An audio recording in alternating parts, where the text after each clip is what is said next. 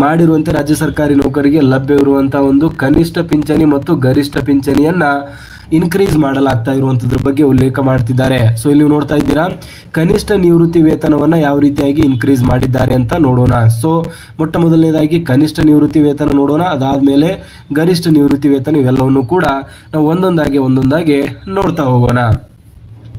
ಕರ್ನಾಟಕ ನಾಗರಿಕ ಸೇವಾ ನಿಯಮಾವಳಿಗಳು. ದಯವಿಟ್ಟು ಈ ಒಂದು ವಿಡಿಯೋನ ಕೊನೆವರೆಗೂ ನೋಡಿ, ಯಾರು ಕೂಡ ಸ್ಕಿಪ್ ಮಾಡೋಕೆ ಹೋಗಬೇಡಿ. ಯಾಕಂದ್ರೆ ತುಂಬಾ ಇಂಪಾರ್ಟೆಂಟ್ ಆಗಿರುವಂತಹ ಮಾಹಿತಿ ಎಟ್ ದಿ ಎಂಡ್ ಇದೆ. ನಿಮಗೆ ಪ್ರೆಸೆಂಟ್ ಆಗಿ ಸಿಗ್ತಾ ಇರುವಂತಹ ಬೇಸಿಕ್ ನ ಮೇಲೆ ಎಷ್ಟು % ಹೆಚ್ಚಳ ಆಗುತ್ತೆ, ನಿಮಗೆ ಪ್ರೆಸೆಂಟ್ ಆಗಿ ಸಿಗ್ತಾ ಇರುವಂತಹ ಬೇಸಿಕ್ ಏನು ಪೆನ್ಷನ್ ಆಗಿರ್ಬೋದು, ಫ್ಯಾಮಿಲಿ ಪೆನ್ಷನ್ ಆಗಿರ್ಬೋದು, ಎಲ್ಲವೂ ಕೂಡ ಈ ಒಂದು ಪರಿಷ್ಕೃತ ಆದೇಶ ಬಂದ ಮೇಲೆ ಎಷ್ಟಕ್ಕೆ ಇನ್ಕ್ರೀಸ್ ಆಗಲಿದೆ, ನಿಮ್ಮ ಒಂದು ಪೆನ್ಷನ್ ಅಲ್ಲಿ ಎಷ್ಟು ಹೆಚ್ಚಳ ಆಗಲಿದೆ, ಅಂಡ್ ಅದೇ ರೀತಿಯಾಗಿ ಸರ್ಕಾರಿ ನೌಕರಿಗೆ ಏನೋ 10% ಹೆಚ್ಚಿನ ಪಿಂಚಣಿಯ ಬಗ್ಗೆ 7ನೇ ವೇತನ ಆಯೋಗದ ವರದಿಯಲ್ಲಿ ಉಲ್ಲೇಖವನ್ನ ಮಾಡಲಾಗಿತ್ತು. ಸುಧಾಕರ್ ರಾವ್ ಅವರ ಒಂದು ವರದಿಯನ್ನು ಬಂದಿತ್ತು. ಅದರಲ್ಲಿ 10% ಹೆಚ್ಚಿನ ಪಿಂಚಣಿಯನ್ನ ಸರ್ಕಾರಿ ನೌಕರರಿಗೆ, ಯಾರೆಲ್ಲ 70 ವರ್ಷ ದಾಟಿರ್ತಾರೆ ಅಂತ ಸರ್ಕಾರಿ ನೌಕರರಿಗೆ ನೀಡಬೇಕು ಅಂತ ಆಲ್ರೆಡಿ ಪ್ರಪೋಸಲ್ ನ ನೀಡಲಾಗಿದೆ. ಸೊ ಹಾಗಾದ್ರೆ ಅದ್ರ ಬಗ್ಗೆ ಸರ್ಕಾರ ಯಾವ ರೀತಿಯಾದಂತಹ ಒಂದು ಆದೇಶವನ್ನು ಹೊರಡಿಸಿದೆ, ಯಾವ ರೀತಿಯಾದಂತಹ ಉಲ್ಲೇಖ ಇದೆ, ಎಲ್ಲವನ್ನು ಕೂಡ ವಿಡಿಯೋ ಕೊನೆವರೆಗೂ ನೋಡಿದ್ರೆ ದಯವಿಟ್ಟು ನಿಮಗೆ ಅರ್ಥ ಆಗುತ್ತೆ. ಸೊ ಹಾಗಾಗಿ ವಿಡಿಯೋನ ಕೊನೆವರೆಗೂ ನೋಡಿ, ಎಲ್ಲೂ ಕೂಡ ಸ್ಕಿಪ್ ಮಾಡಬೇಡಿ. ಓಕೆ, ಸೊ ಇನ್ನು ಮುಂದೆ ನೆಕ್ಸ್ಟ್ ವಿಷಯಕ್ಕೆ ಬರೋದಾದ್ರೆ, ಸೊ ಕನಿಷ್ಠ ನಿವೃತ್ತಿ ವೇತನದ ಬಗ್ಗೆ ಯಾವ ರೀತಿಯಾದಂಥ ಮಾಹಿತಿ ಇದೆ ಅಂತ ನಾವು ಮೊಟ್ಟ ಮೊದಲನೇದಾಗಿ ನೋಡೋಣ. ಸೊ ಕನಿಷ್ಠ ನಿವೃತ್ತಿ ವೇತನದ ಬಗ್ಗೆ ಏನು ಹೇಳ್ತಿದ್ದಾರೆ, ಕರ್ನಾಟಕ ನಾಗರಿಕ ಸೇವಾ ನಿಯಮಾವಳಿಗಳು ಮತ್ತು ಕರ್ನಾಟಕ ನಾಗರಿಕ ಸೇವಾ ಅಸಾಧಾರಣ ನಿವೃತ್ತಿ ವೇತನ ನಿಯಮಾವಳಿಗಳು 2003ರ ಅವಕಾಶಗಳನ್ವಯ ಸಂದರ್ಭಾನುಸಾರ ಲಭ್ಯವಿರುವ ಈ ಕೆಳಕಂಡ ವಿವಿಧ ರೀತಿಯ ನಿವೃತ್ತಿ ವೇತನ ಕನಿಷ್ಠ ಮೊತ್ತವನ್ನ ಪ್ರಸ್ತುತ ಮಾಹೆಯಾನ ₹8,500ರಿಂದ ₹13,500 ಇನ್ಕ್ರೀಸ್ ಮಾಡಬೇಕು ಅಂತ ಇಲ್ಲಿ ತಮ್ಮ ಒಂದು ಆದೇಶದಲ್ಲಿ ಹೇಳ್ತಾ ಇರುವಂತದ್ದು ನೀವು ನೋಡ್ತಾ ಇದ್ದೀರಾ. ಸೊ ಅದರಲ್ಲಿ ಡಿಫ್ರೆಂಟ್ ಆಗಿರುವಂತಹ ಟೈಪ್ಸ್ ಗಳಿರುತ್ತೆ. ಮೊಟ್ಟ ಮೊದಲನೇದು ವಯೋನಿವೃತ್ತಿ ಅಂತ ಬರುತ್ತೆ. ಸೊ ವಯೋನಿವೃತ್ತಿ ವೇತನ, ವಿಶ್ರಾಂತ ನಿವೃತ್ತಿ ವೇತನ, ಅಶಕ್ತತಾ ನಿವೃತ್ತಿ ವೇತನ, ಪರಿಹಾರ ನಿವೃತ್ತಿ ವೇತನ, ಅನುಕಂಪ ಭತ್ಯೆ ಅಂತ. ಸೊ ಇದರಲ್ಲಿ ಕನಿಷ್ಠ ನಿವೃತ್ತಿ ವೇತನದ ಈ ಒಂದಿಷ್ಟು ಟೈಪ್ಗಳಿವೆ. ಸೊ ಒಂದೊಂದಾಗಿ ನೋಡ್ತಾ ಹೋಗೋಣ ಯಾವ ರೀತಿಯಾಗಿ ಬರುತ್ತೆ ಅಂತ. ಎಲ್ಲದಕ್ಕೂ ಕೂಡ ಅಪ್ಲೈ ಆಗುತ್ತೆ.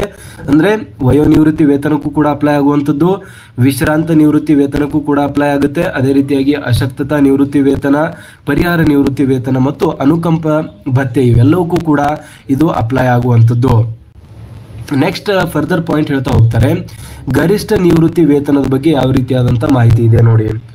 ಮೇಲಿನ ಖಂಡಿಕೆ 1ರಲ್ಲಿ ನಿರ್ದಿಷ್ಟಪಡಿಸಿರುವ ವಿವಿಧ ರೀತಿಯ ನಿವೃತ್ತಿ ವೇತನಗಳ ಗರಿಷ್ಠ ಮೊತ್ತದ ಪರಿಮಿತಿಯನ್ನ ಪ್ರಸ್ತುತ ಮಾಹೆಯಾನ ₹75,300ಗಳಿಂದ ಮಾಹೆಯಾನ ₹1,20,600ವರೆಗೂ ಇಲ್ಲಿ ಇನ್ಕ್ರೀಸ್ ಮಾಡುವಂಥದ್ದು, ಪರಿಷ್ಕರಿಸತಕ್ಕದ್ದು ಎಂಬ ಆದೇಶವನ್ನ ಹೊರಡಿಸಲಾಗಿದೆ.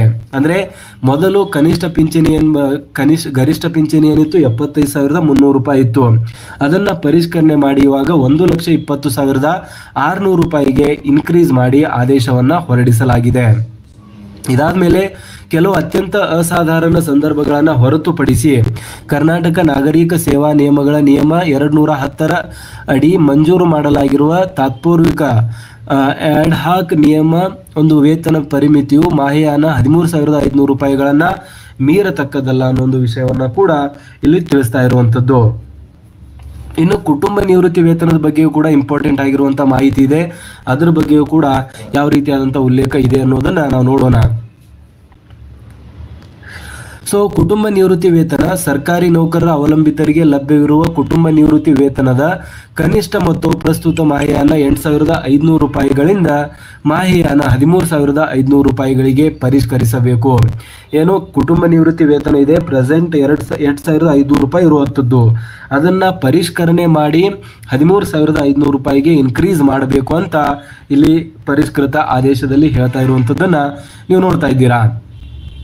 ಅದಾದ್ಮೇಲೆ ಕುಟುಂಬ ನಿವೃತ್ತಿ ವೇತನದ ಗರಿಷ್ಠ ಪರಿಮಿತಿಯು ಪ್ರಸ್ತುತ ಮಾಹೆಯಾನ ₹40,180 ಇರುವಂಥದ್ದನ್ನ ಮಾಹೆಯಾನ ₹80,400 ಪರಿಷ್ಕರಿಸತಕ್ಕದ್ದು ಅಂತ ಅಧಿಕೃತವಾಗಿರುವಂತಹ ಆದೇಶದಲ್ಲಿ ತಿಳಿಸಲಾಗ್ತಾ ಇರುವಂಥದ್ದನ್ನ ಇಲ್ಲಿ ನೋಡ್ತಾ ಇದ್ದೀರಾ.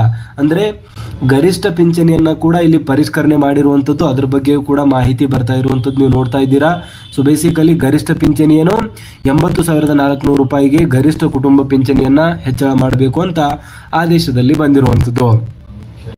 ಈ ಮೇಲಿನ ಪರಿಮಿತಿಯ ಒಳಪಟ್ಟು ಲಭ್ಯವಿರುವ ಕುಟುಂಬ ನಿವೃತ್ತಿ ವೇತನದ ಮೊತ್ತವು ಕರ್ನಾಟಕ ಸರ್ಕಾರಿ ನೌಕರರ